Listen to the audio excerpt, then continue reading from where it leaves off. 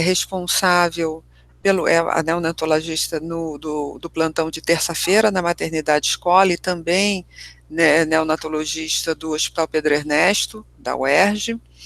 É uma pessoa com muita experiência, né? Ela foi indicada pelo Dr. Marlos.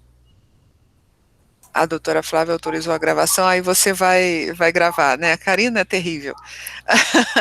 Ela foi indicada pelo Marlos, eu tinha pedido ao Marlos que nos indicasse, né, uma profissional que pudesse estar conversando conosco sobre baixo peso e prematuridade, numa visão, numa abordagem geral, conceitual, teórica, principais causas, etc., que esses são desfechos fundamentais dentro do PIPA, são eventos adversos que são objeto de estudo do PIPA, e que são extremamente, quer dizer, bastante frequentes na população, de uma forma geral, com outras causas associadas, e a gente achava importante repisar, discutir esses dois desfechos ou eventos com mais propriedade. Então, a Flávia concordou e aceitou, a gente está conosco hoje, eu tenho certeza que vocês vão aproveitar muito. Eu queria agradecer à Flávia a gentileza, a disponibilidade de estar nos apoiando no projeto e com esse grupo de alunos. Muito obrigada, Flávia. Oi, boa noite. Eu que agradeço o convite de participar de uma aula num projeto tão bacana. Fiquei bastante feliz. E a proposta é, então, falar um pouquinho, isso é no dia a dia do neonatologista, né, a prematuridade, grande parte dos nossos pacientes é prematura. E a gente vai falar um pouquinho de conceitos, falar um pouquinho de viabilidade, e a gente termina falando dos principais problemas do prematuro, só para que entendam como a vivência do prematuro também na UTI, né, as dificuldades do prematuro. Mas antes a gente vai falar um pouquinho sobre idade gestacional, as classificações, baixo peso também, para que a gente situe todo mundo nesse contexto, esse universo novo para alguns. Posso compartilhar a tela?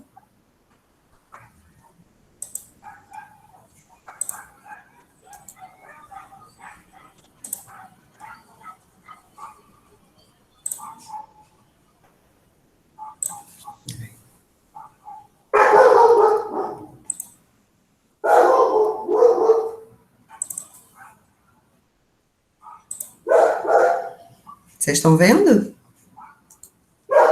Ainda não. Não? Ainda não.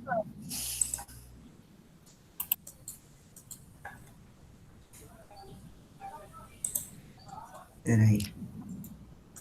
Você colocou apresentar agora, você abriu uma janela? Peraí. Tem uma janela aberta. Sua apresentação está aberta na tela? Não. Abre a apresentação e aí vai no compartilhar, coloca tem a tela inteira, uma janela, uma guia, coloca uma janela. Peraí.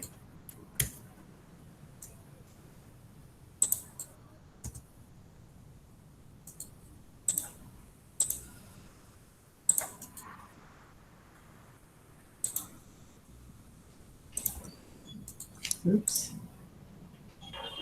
Agora tá ou não? Sim. Tá abrindo. Sim? Isso. Agora é só você colocar no formato apresentação. Vou botar aqui.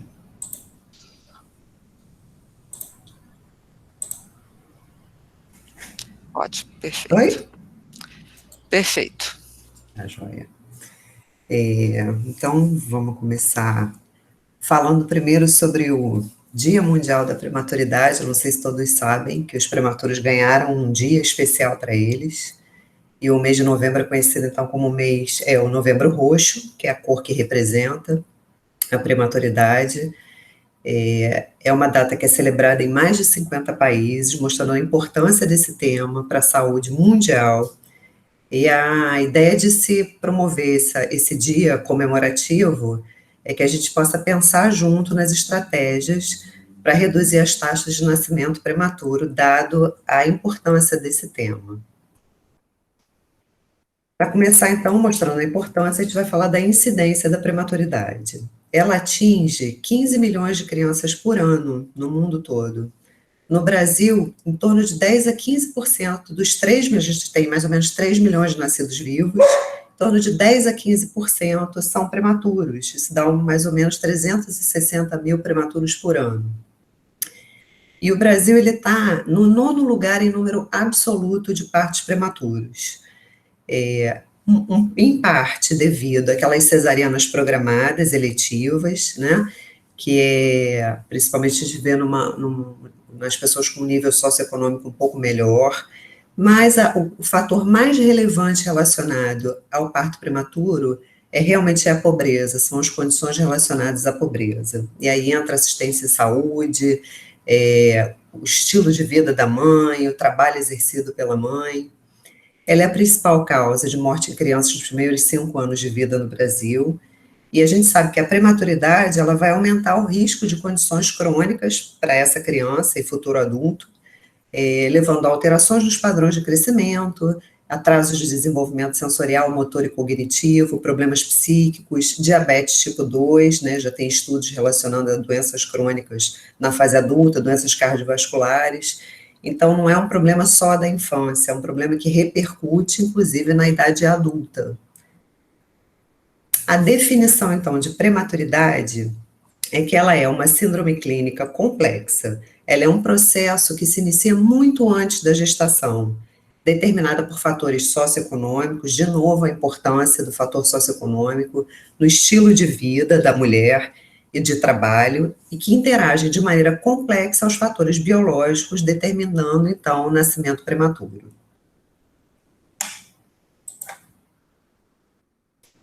A definição de nascimento prematuro é todo aquele que ocorre antes de 37 semanas de idade gestacional, ou menos de 259 dias, se a gente contar a partir da data da última menstruação. Existem basicamente 3 maneiras de a gente estimar a idade gestacional de um bebê, de um recém-nascido. A gente pode usar a data da última menstruação, quando ela é conhecida pela mãe, a mãe tem certeza dessa data. A gente pode usar a ultrassonografia de primeiro trimestre, que é aquela realizada antes das 14 semanas, até 13 semanas mais 6 dias. Muitos estudos preferem esse método para avaliar a idade gestacional, mas, eventualmente, a mãe não sabe a data da última menstruação, não tem um ultrassom de primeiro trimestre, às vezes não tem nenhum ultrassom, e a gente tem que estimar a idade gestacional se baseando no exame físico do recém-nascido. E aí a gente normalmente usa um score chamado New Ballard, pelas características físicas e motoras do bebê, a gente faz uma estimativa, então, da idade gestacional. A classificação dos prematuros. Então, é chamado de prematuro extremo aquele que nasce com menos de 28 semanas de idade gestacional. O muito prematuro, que nasce entre 28 e menos de 32 semanas. O prematuro moderado, de 32 semanas a menos de 34 semanas. E o prematuro tardio, de 34 a menos de 37 semanas. O prematuro tardio foi a classificação mais nova que a gente teve, que acabou virando um grupo à parte, porque ele é uma criança normalmente um pouco maior, que se assemelha muito a um bebê a termo, mas que tem complicações relacionadas à prematuridade também, em menor magnitude, mas também. Em relação à classificação do peso ao nascer, a gente considera baixo peso ao nascer todo bebê que nasce com menos de 2.500 gramas. Por que o corte foi feito nesse peso? Porque os estudos mostraram que o risco de morrer abaixo de 2.500 gramas é quase que 20 vezes maior do que as crianças que nascem com um peso adequado, né, um peso maior do que 2.500. É considerado, então, muito baixo peso ao nascer os que nascem com menos de 1.500 gramas e extremo baixo peso ao nascer aqueles que nascem com menos de 1.000 gramas. A gente vai acabar falando mais em relação à idade gestacional, sabendo que ela caminha junto com um baixo peso, e que as dificuldades também caminham de maneira amarradinha ali, de idade gestacional e peso. Para a gente continuar, é importante que a gente tenha em mente quem é o nosso recém-nascido viável, né? Existe uma discussão muito grande, principalmente na parte da questão ética, de reanimação em sala de parto, né? Quem são os recém-nascidos que devem ser reanimados, que são viáveis. Os critérios que a gente usa para determinar a viabilidade, de novo, são a idade gestacional e o peso de nascimento. é bem claro para todos que uma expulsão de um feto com menos de 20 semanas é considerado um aborto. Ele não é considerado um recém-nascido. Mas acima de 20 semanas, a gente começa a ter diferentes momentos desse feto. Também não temos dúvida de que com mais de 25 semanas, o bebê deva ser reanimado na sala de parto. A sobrevida dele diz para a gente que ele deve ser reanimado ativamente na sala de parto. Mas existe uma zona chamada cinzenta, que são as crianças que nascem ali entre as 20 e as 25 semanas de idade gestacional. Esses bebês devem ser reanimados? Existe qualidade de vida quando eles sobrevivem, né? Isso é muito difícil de responder. O que se tem mais ou menos determinado nos países desenvolvidos, principalmente, é que entre 20 e 22 semanas, a reanimação ativa ela não deve ser realizada. São só oferecidas medidas de conforto para esse bebê. Os pais são informados anteriormente de que a reanimação não vai ser feita. Tem alguns países que são bem rigorosos em relação a isso. E então a gente meio que estabeleceu o limite de viabilidade entre 22 e 23 semanas. Lembrando que nem sempre a gente sabe a idade gestacional corretamente quando entra numa sala de parto de um prematuro. Existem erros de estimativa. Então, 22 semanas pode ser um 23, o 23 pode ser um 24 semanas. Então, é uma decisão muito difícil. As condições de nascimento também ajudam o neonatologista na decisão da reanimação ou não. Né? Um bebê que nasce em morte aparente, com 22 semanas, é um bebê que, se for reanimado, vai ter uma sobrevida muito curtinha, talvez de algumas horas, que talvez não seja o ideal, a reanimação, então. Mas isso é uma discussão enorme, para vocês verem pelo meu slide aqui, não tem grandes determinações, mas para a gente ter uma ideia, os bebês abaixo de 500 gramas, que são esses bebês muito pequenininhos, eles têm uma sobrevida em torno de 33%. E entre 500 e 749 gramas, em torno de 43%. Agora vamos falar sobre os fatores associados à prematuridade. A prematuridade, então, a gente viu, ela é multifatorial, né? Ela tem vários fatores associados, é difícil estabelecer causalidade muitas das vezes, mas a gente sabe que ela é mais incidente nos extremos de idade materna, que é abaixo de 20 anos e acima de 35 anos, quando a mãe tem uma história materna anterior, ou de aborto ou de parto prematuro, quando a mãe não fez pré-natal, ou ela realizou uma assistência irregular, quando a mãe tem comorbidades maternas, e a gente inclui tanto comorbidades prévias, como hipertensão arterial crônica, as mães cardiopatas, nefropatas, as colagenoses, como as comorbidades que surgem durante a gestação, próprias da gestação ou que são desencadeadas pela gestação. A rotura prematura de membranas ovulares, esse é um fator com uma associação fortíssima, né, um dos principais fatores relacionados ao parto prematuro. O fato do bebê ser do sexo masculino, nascem mais prematuros meninos do que meninas, a gestação múltipla, né, gemelares, trigemelares, o baixo nível socioeconômico, olha ele aí de novo. A afrodescendência foi associada em alguns trabalhos, a atividade materna, que a gente já falou um pouquinho, né, as mães que exercem atividades, trabalhos, que exigem muito performance física, elas tendem a ter parto prematuro mais frequentemente. Os traumatismos, aí entram acidentes de carro, né, a violência doméstica, e a presença da placenta prévia e do descolamento prematuro de placenta. Aqui está com o título de prevenção, mas eu diria que é uma prevenção não só do acontecimento do parto prematuro, mas também uma prevenção das complicações da prematuridade.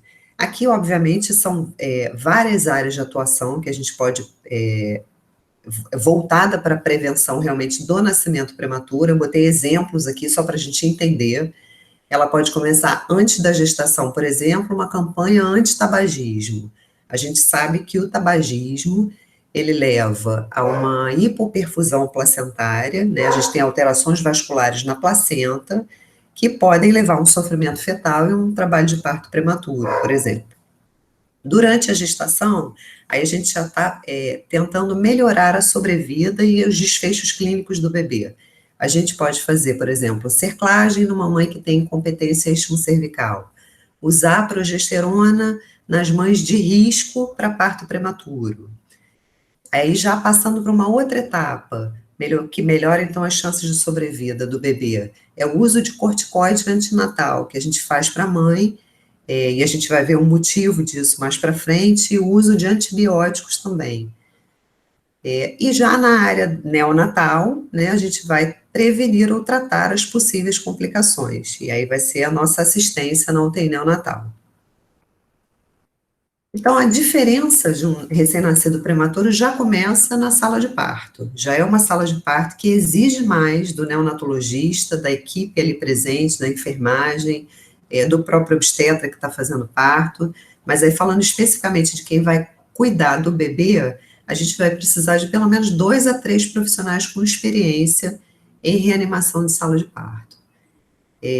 Importantíssima a manutenção da normotermia, isso é importante para qualquer recém-nascido, mas para o recém-nascido prematuro é fundamental, também vamos falar um pouquinho disso mais para frente, mas o que a gente não quer hipotermia na sala de parto, porque isso influencia na sobrevida, né, e nas complicações para o bebê, e também não queremos hipertermia. A hipertermia ela é prejudicial no caso dos bebês asfíxicos, e frequentemente o prematuro sofre algum grau de asfixia, seja antes do parto, seja no periparto.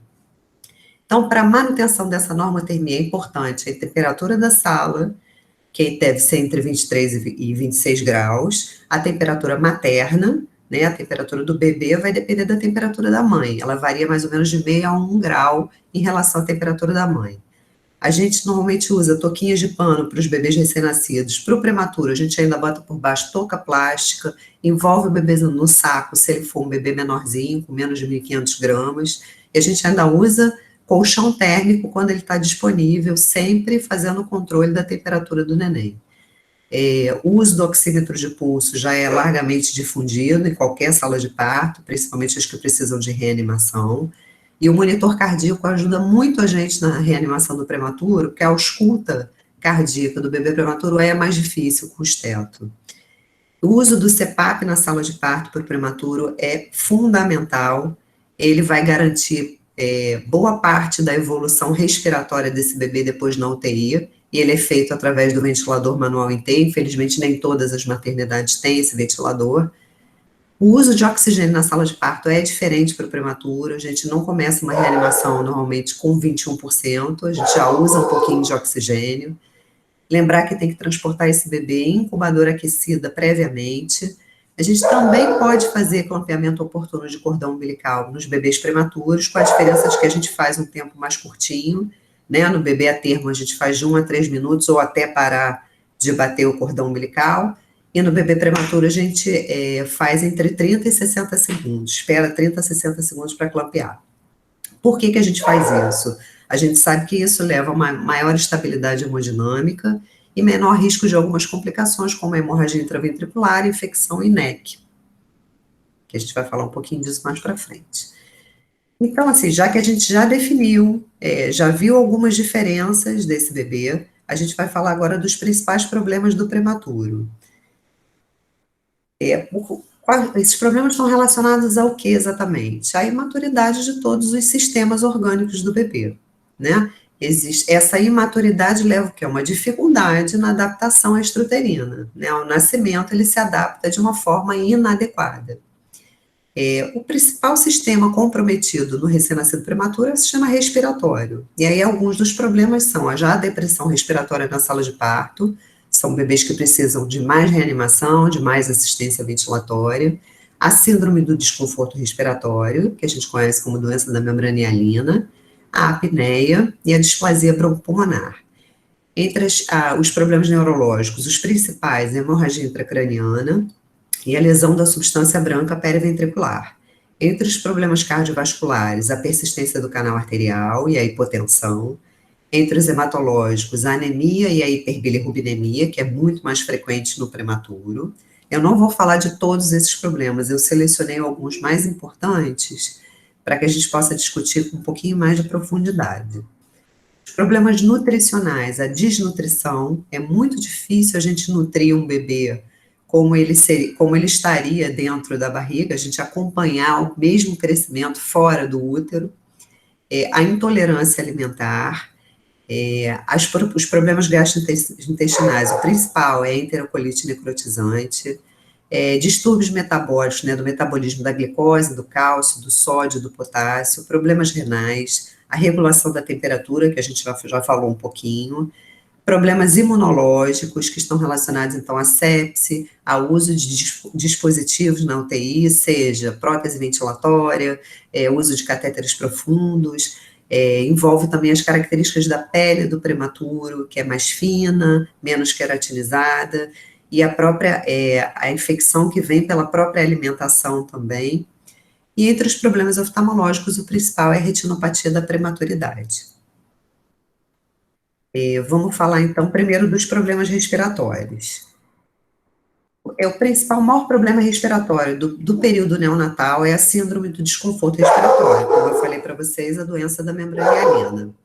Ela é causada pelo quê? Pela deficiência de surfactante. O surfactante, ele é uma substância que é produzida pelos pneumócitos 2 no pulmão, que começa a ser produzida mais ou menos entre 20 e 22 semanas de idade gestacional, e ele vai ter uma produção satisfatória em torno de 34 semanas de idade gestacional. Então, todo mundo que nasce antes de 34 semanas vai nascer com algum grau de deficiência de surfactante.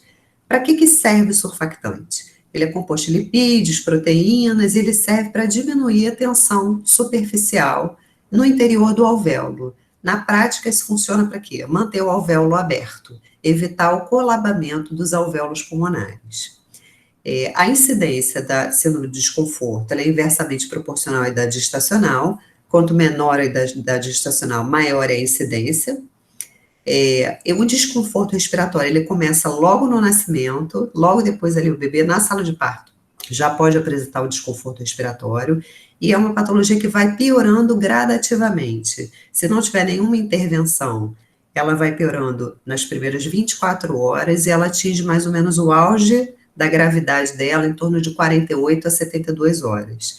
Isso é baseado nos estudos prévios à terapia com surfactante exógeno. Quando a gente não tinha o surfactante exógeno, era a evolução natural da doença. E a gente perdia muito desses bebês, então, nas primeiras 72 horas de vida.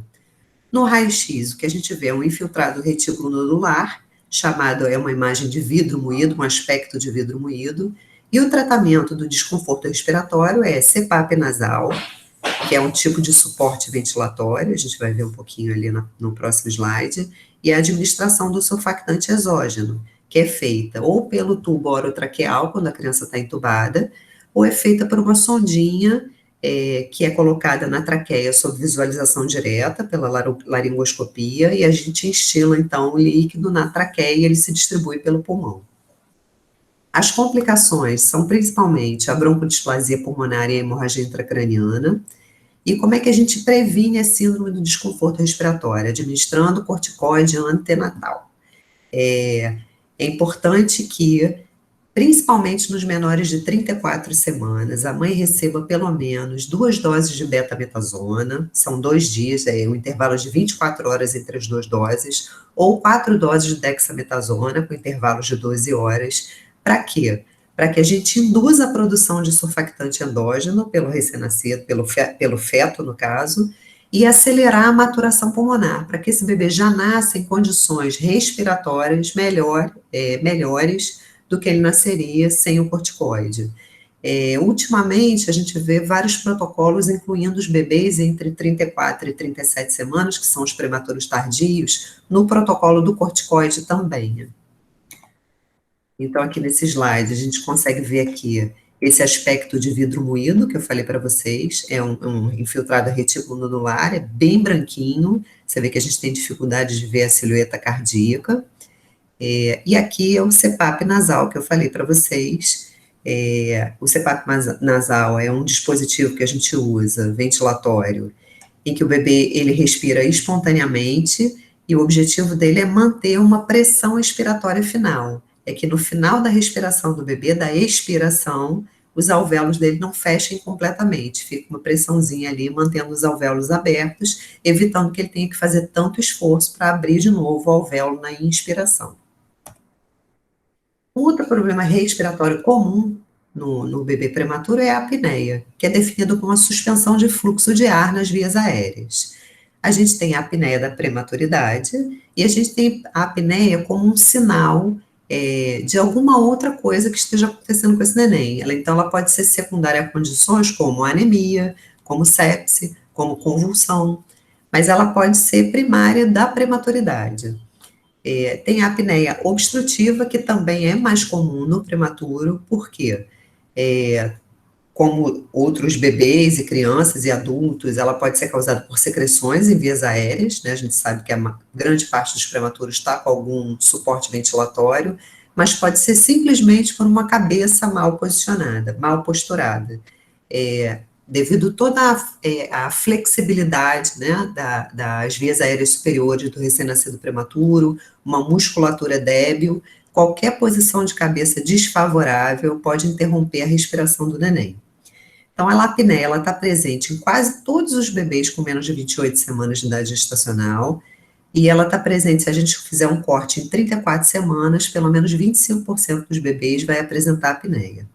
Essas apneias, elas têm um início, pode ter um início bem precoce, na primeira semana, no primeiro dia de vida, e pode persistir até o bebê fazer 40 semanas de idade gestacional corrigida, até ele chegar ao termo, que é onde a gente considera o termo do bebê. Prematuro é quando ele chega a 40 semanas.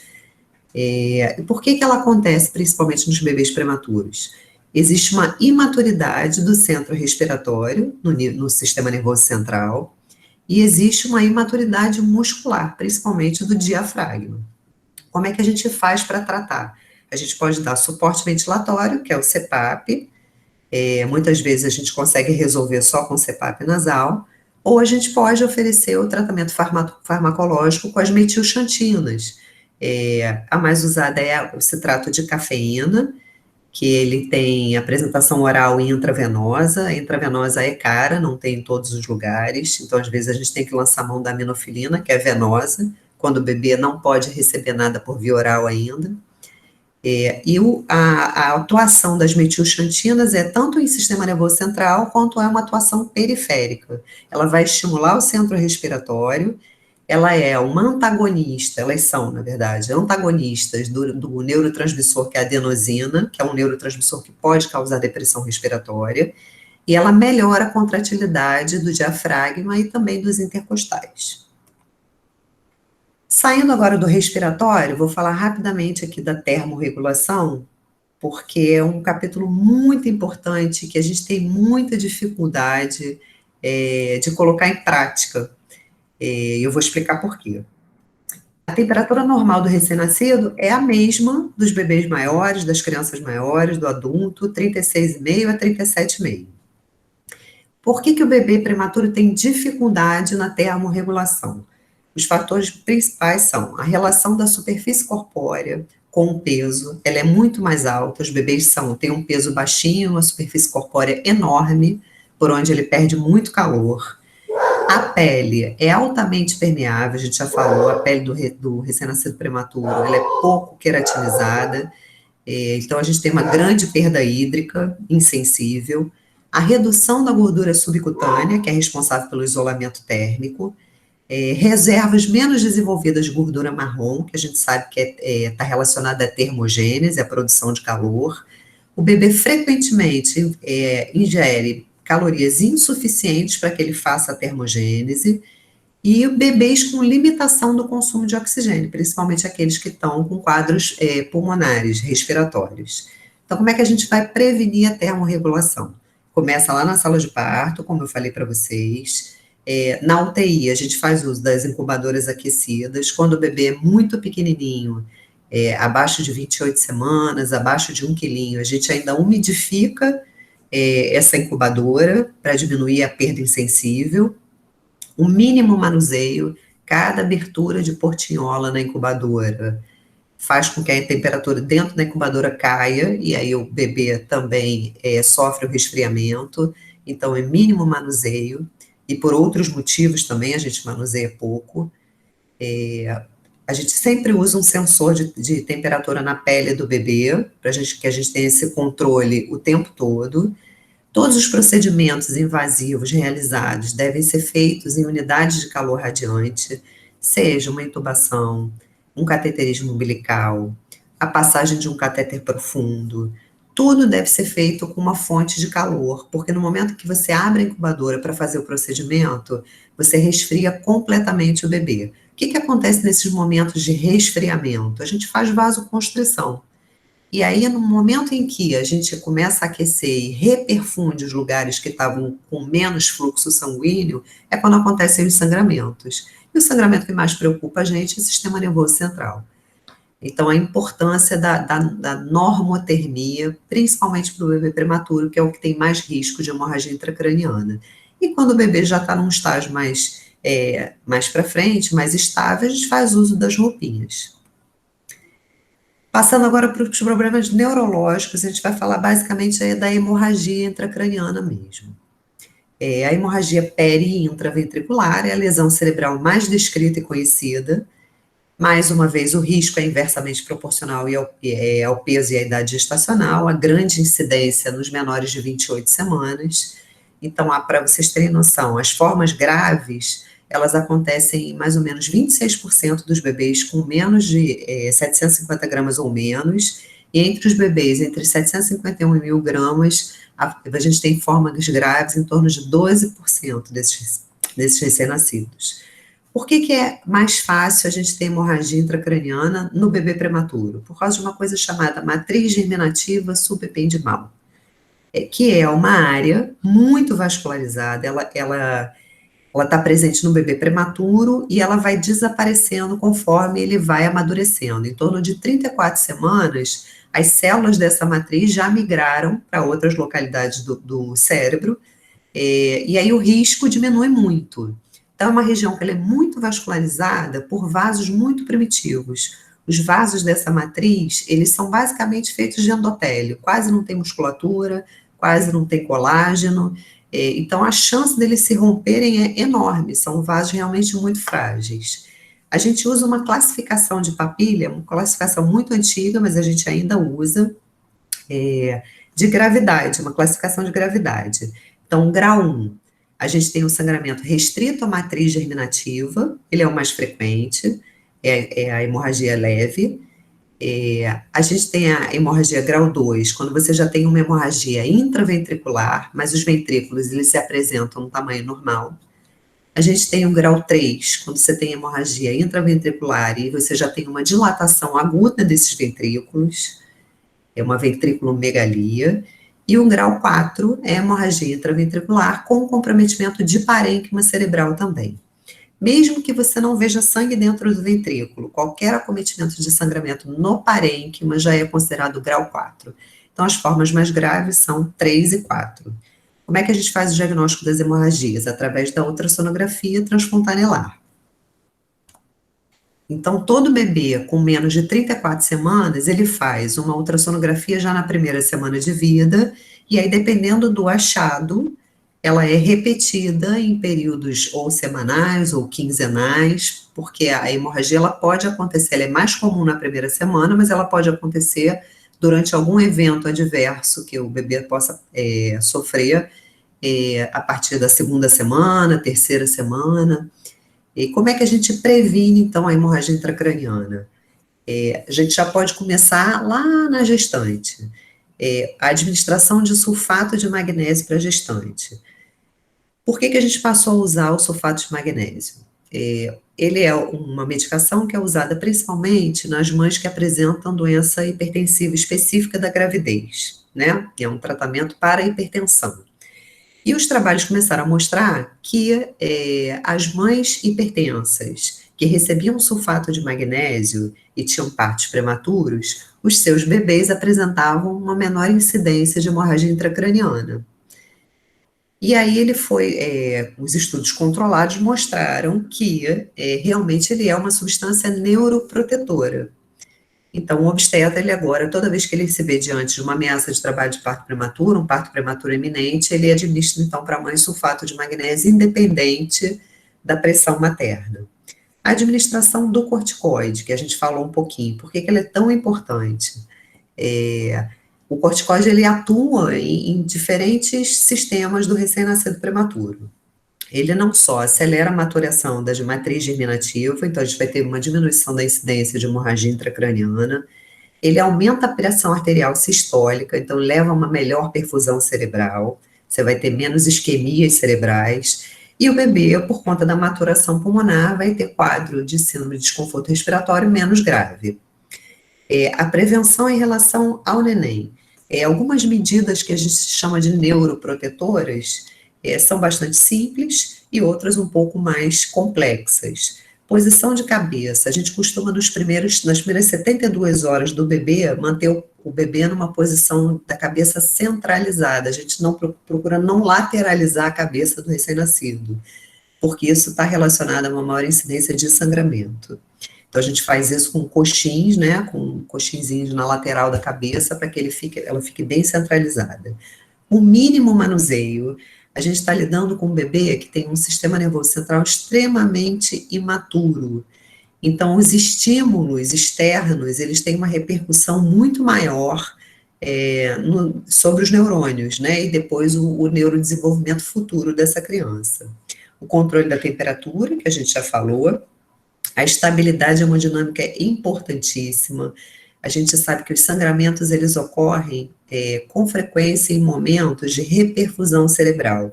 Então, o bebê, ele faz, por exemplo, um episódio de hipotensão, a pressão dele cai, e aí, no momento em que o sangue, que a gente consegue estabilizar a pressão e o sangue volta a circular na vasculatura cerebral, é quando ocorrem, então, os sangramentos. Manter oxigenação e ventilação adequadas. E algumas complicações das hemorragias intracranianas são a anemia, às vezes o bebê sangra tanto que ele é anemia, ele descompensa da parte hemodinâmica por anemia, a hidrocefalia, que pode ser uma consequência da hemorragia intracraniana por obstrução dos forames, e complicações a longo prazo, e a gente está falando um pouco mais sobre neurodesenvolvimento, né, e performance na idade mais avançada dessa criança.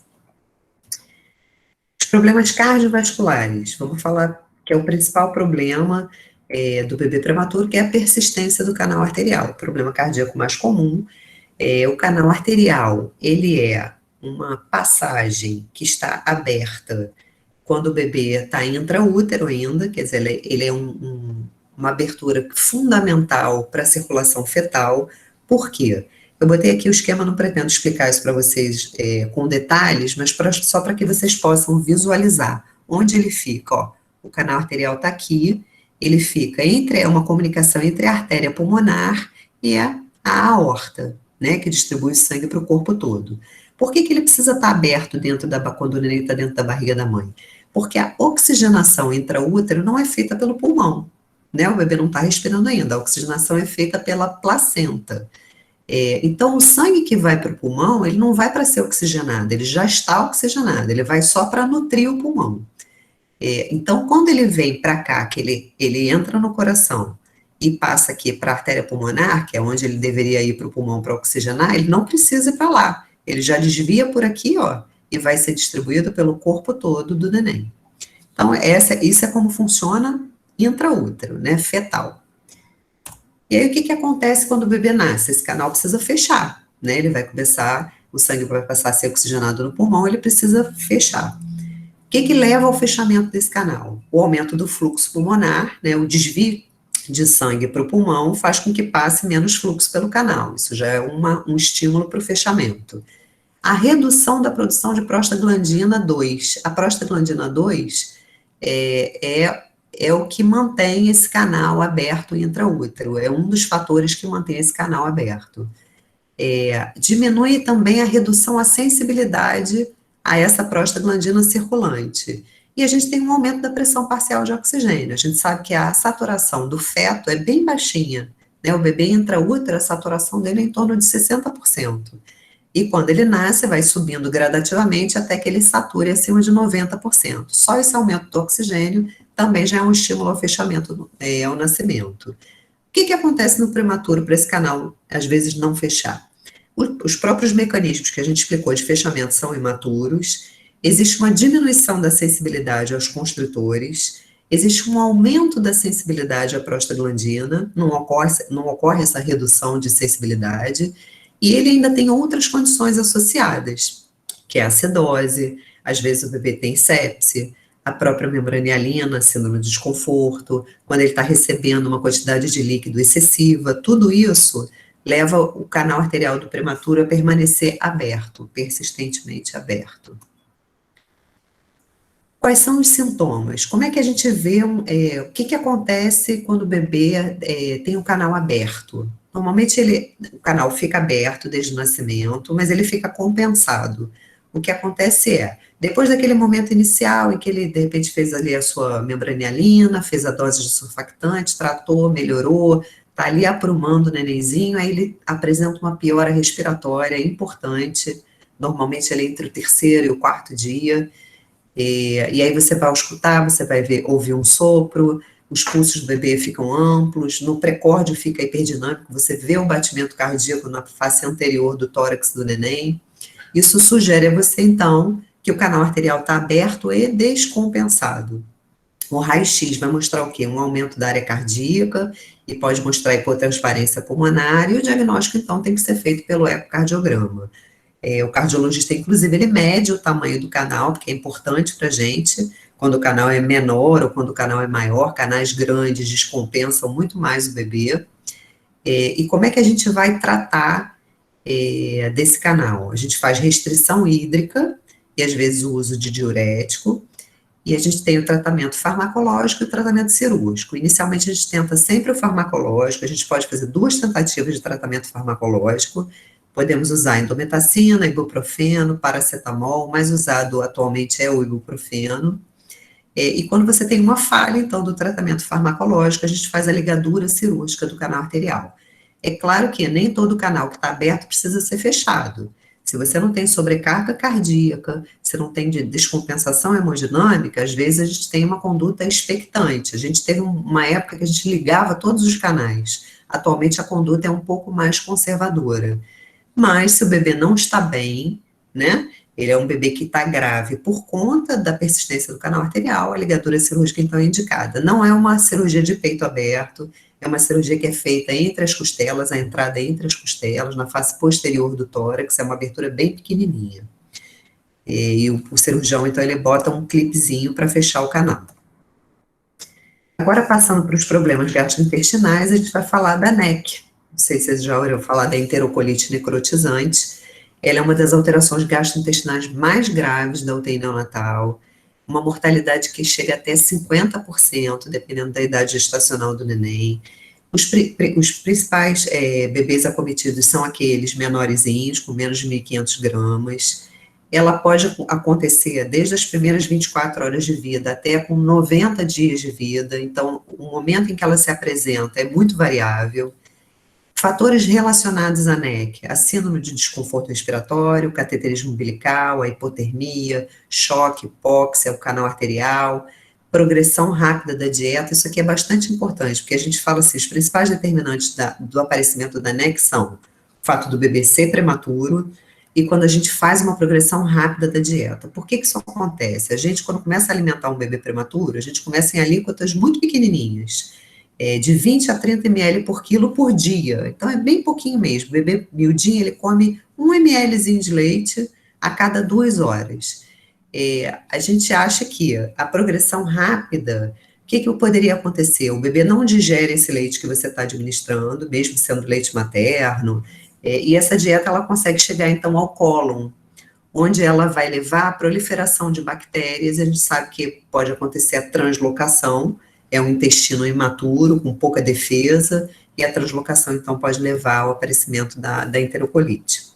A fisiopatologia, então, está relacionada a uma imaturidade imunológica e do trato gastrointestinal, aos eventos relacionados à isquemia, né, dessa vascularização do intestino, e colonização e invasão bacteriana. Os sintomas vão desde sintomas leves como vômito, resíduo gástrico, até uma distensão abdominal mais dolorosa, ou a criança pode ter um sangramento intestinal, ou pode ter um acometimento sistêmico com apneia, letargia, choque, e pode evoluir, então, para peritonite. Aqui eu botei o raio-x de abdômen, onde a gente pode ver, vou mostrar aqui para vocês, o que normalmente a gente pode ver? Distensão de alças é o mais comum, a gente pode ter pneumatose intestinal, que é a presença de ar na parede do intestino, gás na veia porta, ou a visualização dele intrahepático, e o pneu peritônio, que significa, então, uma rotura de alguma parte, uma porção do intestino.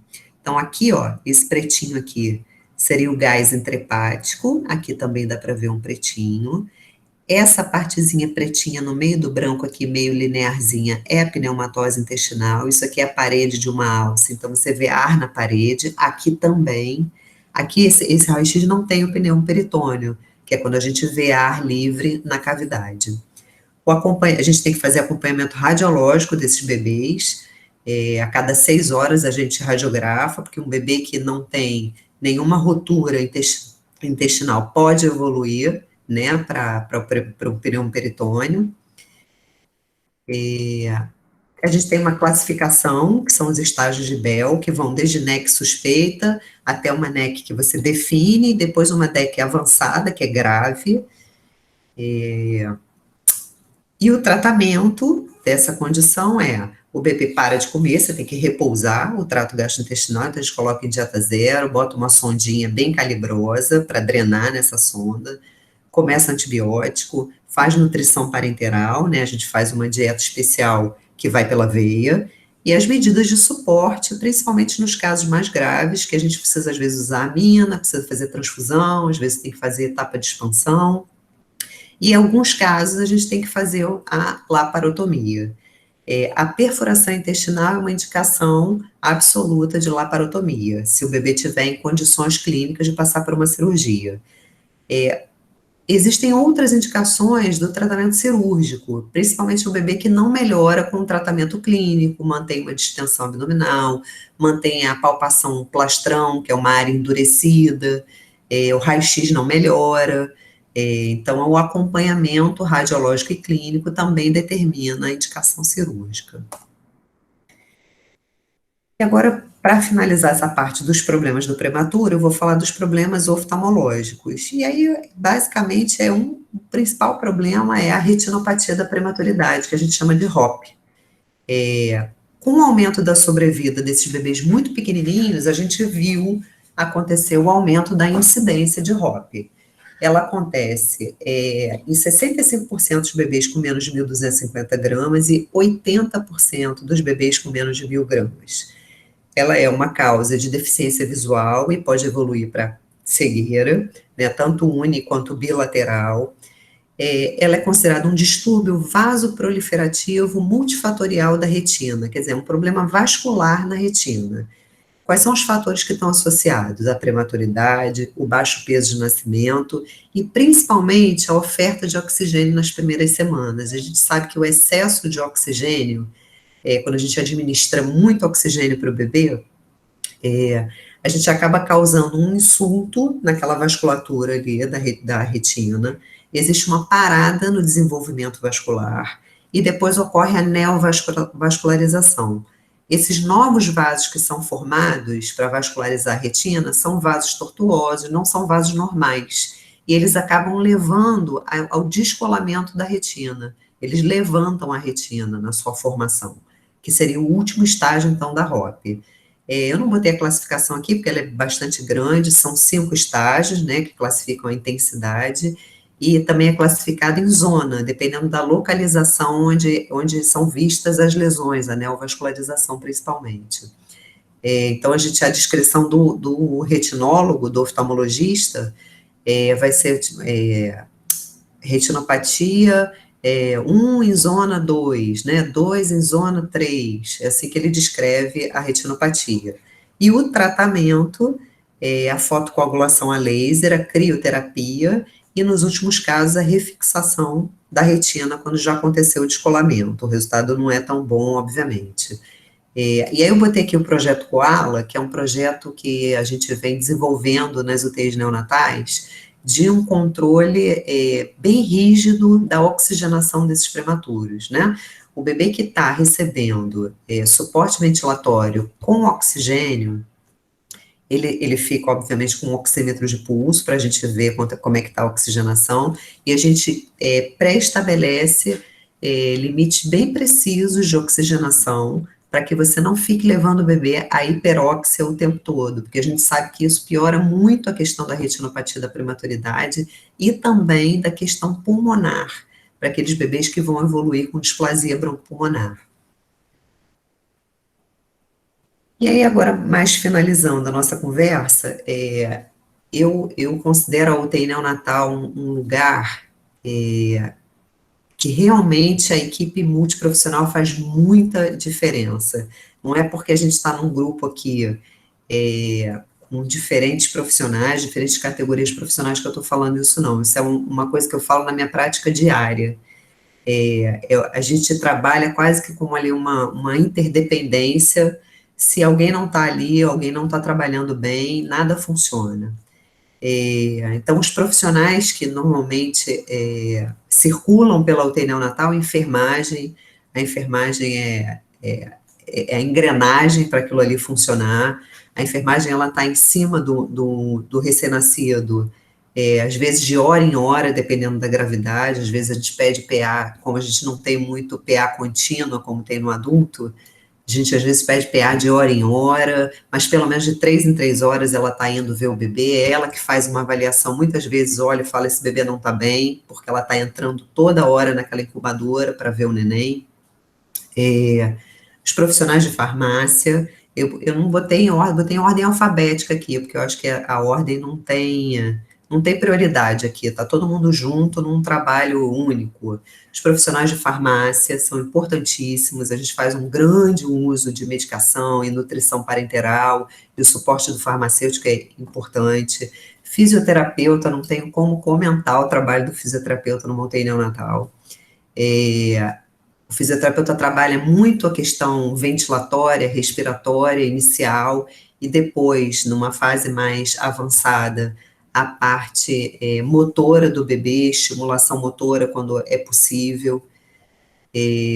Trabalha com a gente escolhendo o modo ventilatório, é ele que observa e vê, está na hora de estubar esse bebê, acho que não dá, está fazendo apneia, enfim, fundamental. Fonoaudiólogo, principalmente numa etapa em que a gente já está treinando a parte de sucção, deglutição, essa incoordenação do bebê, a avaliação do neném, nessa questão alimentar.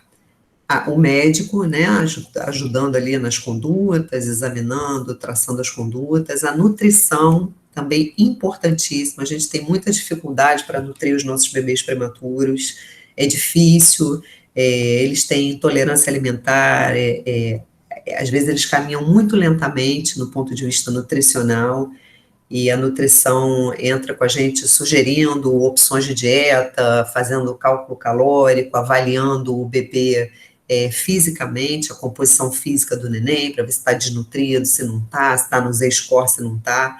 A terapia ocupacional é o profissional, infelizmente, que eu tenho menos contato, porque não são todas as UTIs que têm o TO trabalhando junto, mas devido ao comprometimento dessa parte motora e de neurodesenvolvimento do bebê, o TO se faz fundamental também.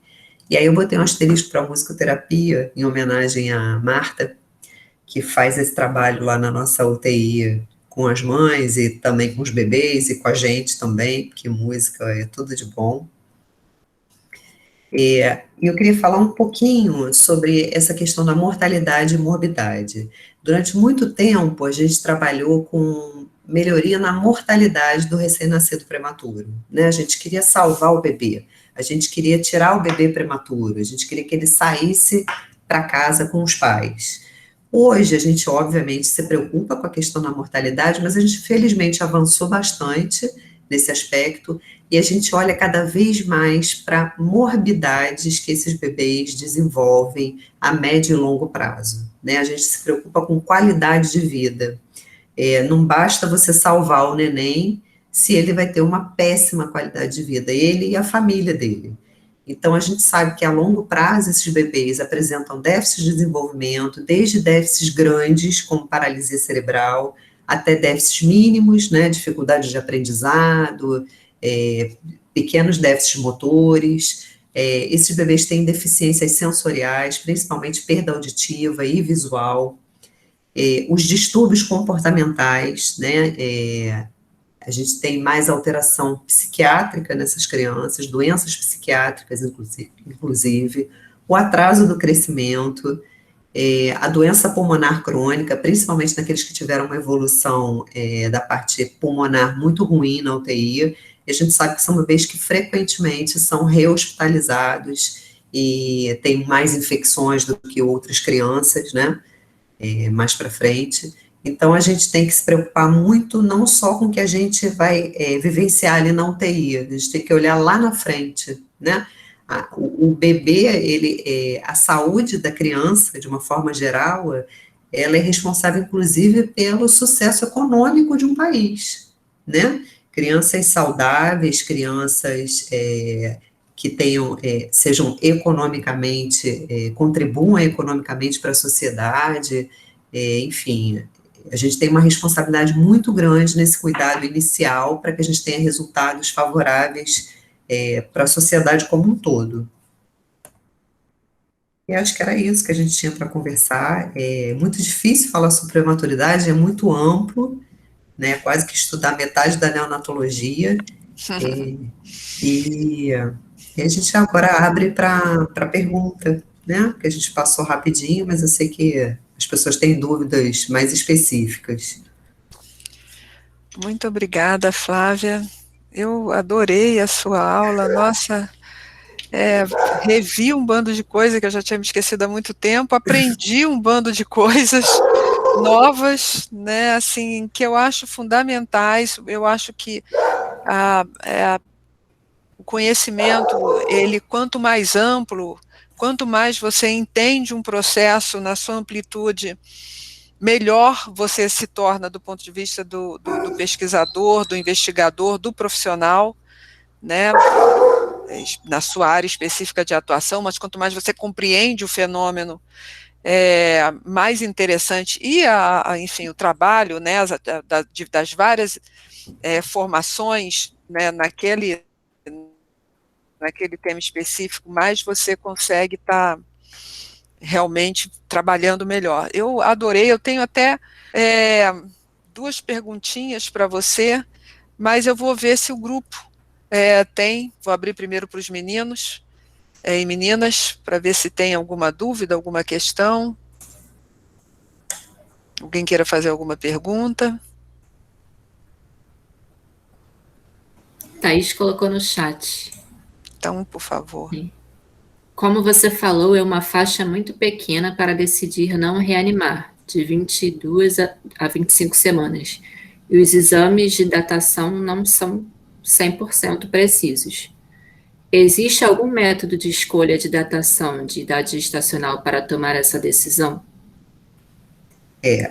Como eu falei para vocês, o que a gente usa normalmente é o ultrassom de primeiro trimestre, que é o mais fidedigno para a gente estimar a idade gestacional, e a data da última menstruação também é utilizada, ou uma ou outra são bem parecidas nessa estimativa.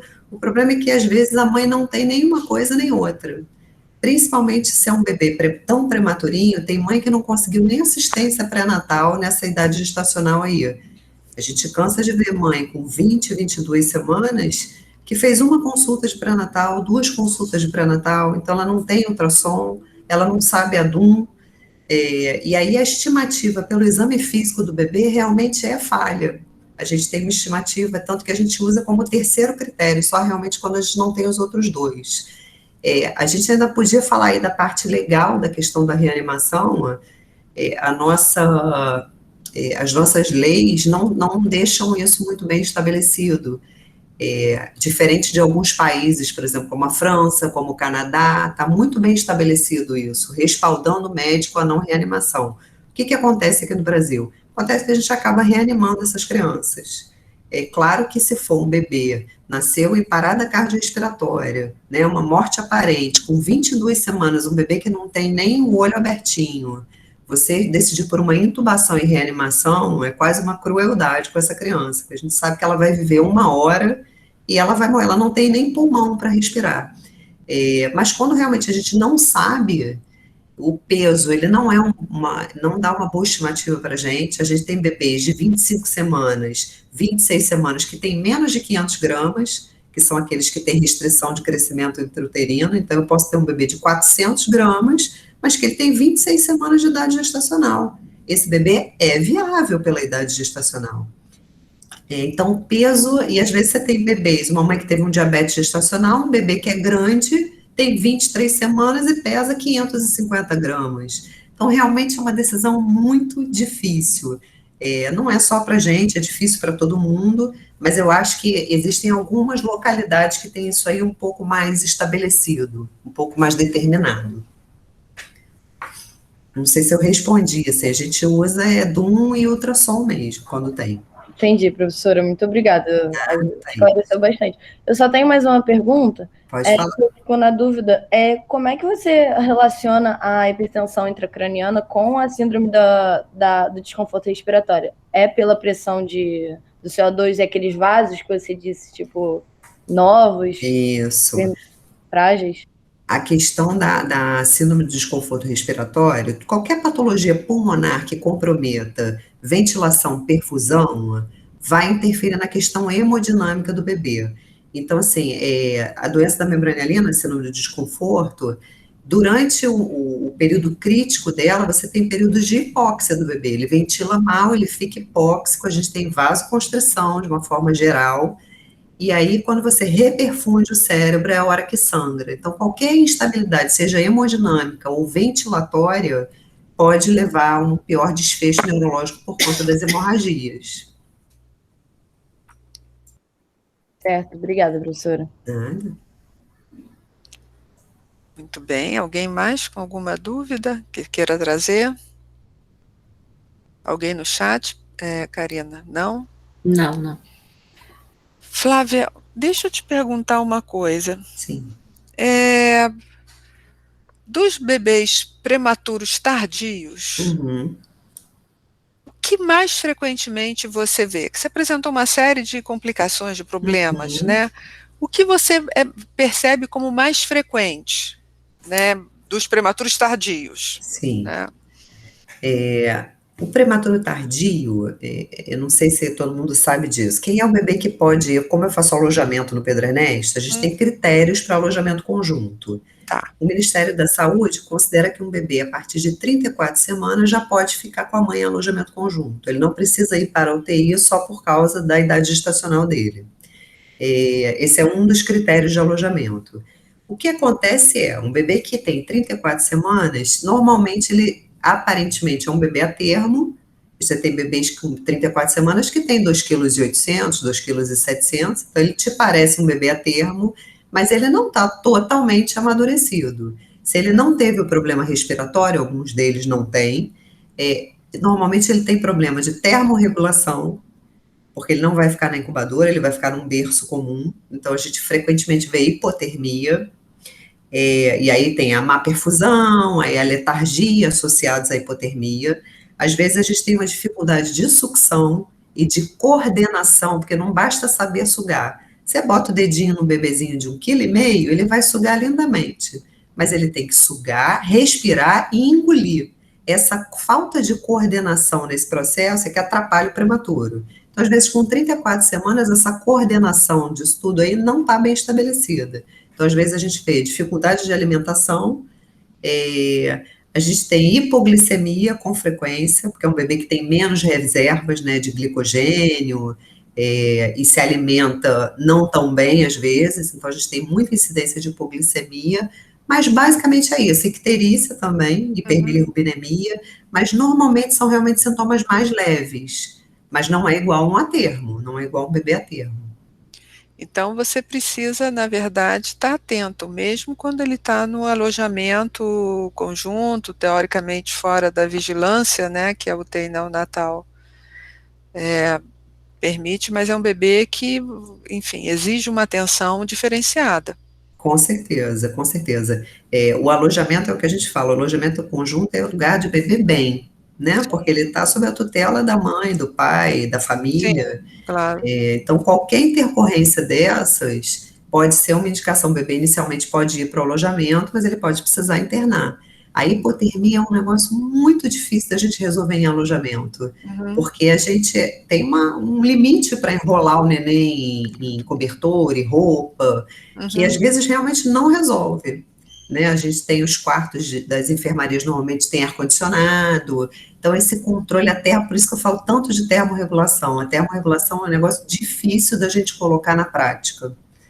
entendi, entendi. Professora, mas e o método canguru? Ele não tem justamente essa proposta, assim, né, de você conseguir tirar um pouco do contexto, assim, tem fases, né, mas a última fase, antes de ir para casa, seria você já tá num alojamento conjunto, não é isso? Amarrado ali, fazendo termorregulação pelo contato com a mãe. Isso. Um neném, por exemplo, desse assim, prematuro tardio, não seria ideal?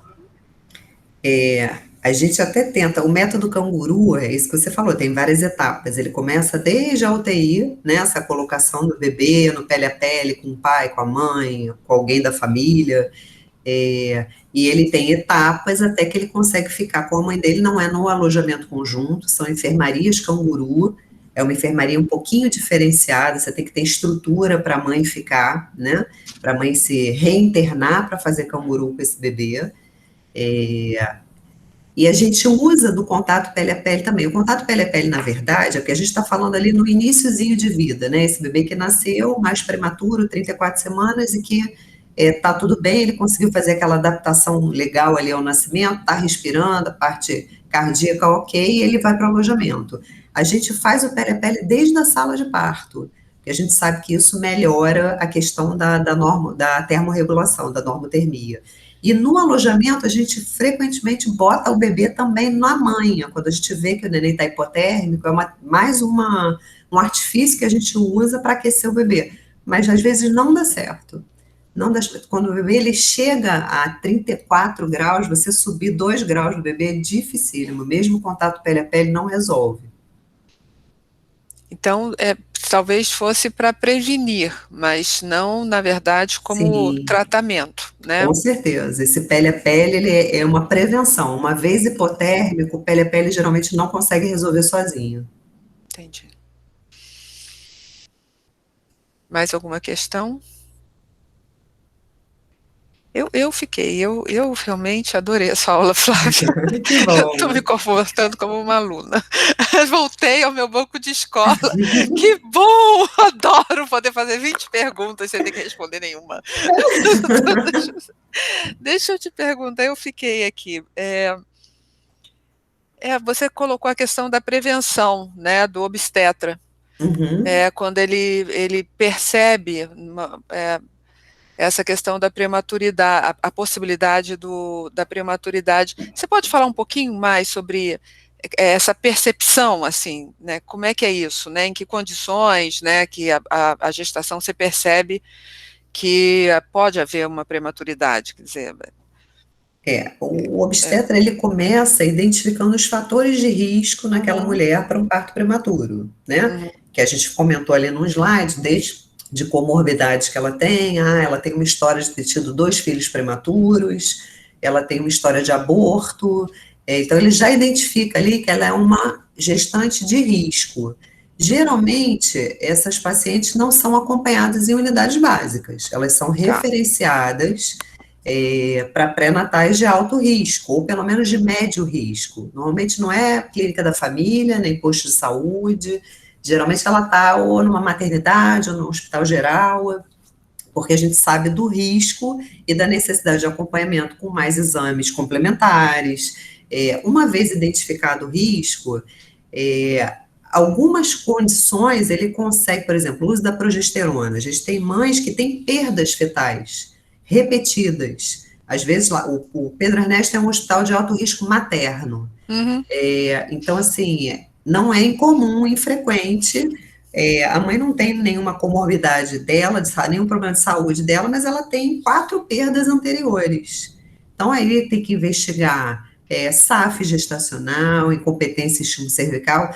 Então, isso ela tem que fazer num centro referenciado. Por exemplo, no caso das gestações gemelares, né, o acompanhamento dos gemelares, porque não é um acompanhamento, por exemplo, de um ultrassom comum, é um acompanhamento com Doppler, que é para ver se a vitalidade desses nenéns, como é que está o fluxo placentário de cada um dos bebês. Então, assim, tem várias coisas que o obstetra vai já detectando ao longo do cuidado dele, inclusive o início do trabalho de parto prematuro, né, a mãe que chega num atendimento e, tá tendo contração com 23 semanas, né, o que o obstetra vai tentar fazer? Ele vai internar essa mulher e vai inibir esse trabalho de parto na medida do possível, né, se ela não está infectada, se não tem uma infecção, se a mãe não está descompensada da pressão, ele vai tentar usar todos o que ele tem em mão ali, para inibir o trabalho de parto, tratar o que está ruim naquela mãe, a pressão, para tentar protelar o máximo de tempo desse bebê ainda dentro da barriga. O neonatologista costuma dizer, se conseguir segurar de 25 para 26 eu estou feliz, de 26 para 27 eu estou feliz, porque a cada semana que a gestação avança, é um ganho enorme para o bebê. Eu lembro de um amigo meu cardiologista que estava acompanhando uma moça cardiopata de gemelares lá no Pedro Ernesto. A gente sabia que ia ser um bebê que ia nascer, eram bebês que iam nascer prematuros, porque além de ser gestação múltipla, ela tinha uma cardiopatia grave, que frequentemente leva ao baixo débito na gestação mais avançada. E aí ele me ligou para saber, mas ela está agora com 25 semanas, quando que você acha seguro? Eu falei, até onde você achar seguro para a mãe, porque para a gente, 32 é excelente, 30 é muito melhor do que 28, a gente tem o desfecho e a evolução do bebê muito diferentes a cada semana. Então, a importância da detecção da possibilidade do parto prematuro para que se possa atuar nas diferentes frentes, né? E quando já o negócio realmente não tem jeito, vai nascer, não tem como, porque a pressão da mãe está completamente descontrolada, porque o diabetes dela está muito descontrolado, tomar as medidas para aquele bebê nascer o melhor possível, dentro da possibilidade dele, corticoide, antibiótico para a mãe, sulfato de magnésio para proteger o cérebro. Aí seria já a última etapa aí que o obstetra pode ajudar a gente. Entendi. Muito bom. Alguém com alguma questão que queira trazer? Acho que não, né? Então, Flávia, eu queria te agradecer imensamente pela sua disponibilidade, pela excelente aula. Achei muito importante você ter trazido as várias formações, como contribuem, né, dentro de uma UTI neonatal, né, intervindo, atuando junto a esse bebê, e como você valorizou, isso é importante para todos eles, né, que vão seguir aí nas suas diferentes formações. A gente fica muito feliz de ouvir, né, um outro profissional também está trazendo essa abordagem, essa visão multidisciplinar, do trabalho multidisciplinar, e queria te dizer que o PIPA está à sua disposição, que nós pudermos estar apoiando de alguma forma, por favor, conte conosco. Muito obrigada, eu adorei estar aqui com vocês, é bom a gente falar do que a gente gosta. Com certeza. E falar dos outros profissionais, na verdade, eu estou cantando as pessoas para virem trabalhar em neonatologia. Não é maneiro, estou angariando pessoas também, né? As pessoas acharem interessante como é importante que todo mundo trabalhe junto com a gente. Muito bem, é isso mesmo, eles estão na idade de serem cooptados agora. Não é hora da gente mostrar ali. Tá certo. Gente, muito obrigada, tá? Obrigada a você, Flávia. Obrigada, Flávia. Depois a gente vai te mandar a declaração